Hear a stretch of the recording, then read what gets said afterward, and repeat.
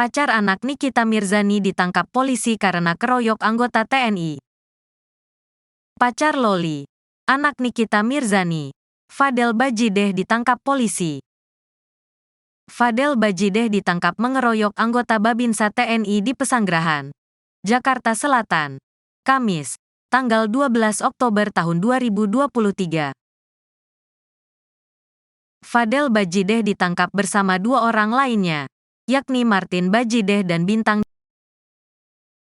Dari kronologi yang disampaikan Kasat Reskrim Polres Metro Jakarta Selatan AKBP Bintoro, terungkap arogansi Fadel dan dua temannya. Korban diketahui bernama Alex Edison. Mulanya Alex mengendarai motor di salah satu wilayah Pesanggerahan. Ia kemudian berpapasan dengan pengendara lain bernama Martin Bajideh dan hampir ditabrak. Korban menegur yang bersangkutan karena mengendarai motor ugal-ugalan, ujar Kasat Reskrim Polres Metro Jakarta Selatan AKBP Bintoro, saat jumpa pers, Senin, tanggal 16 Oktober tahun 2023.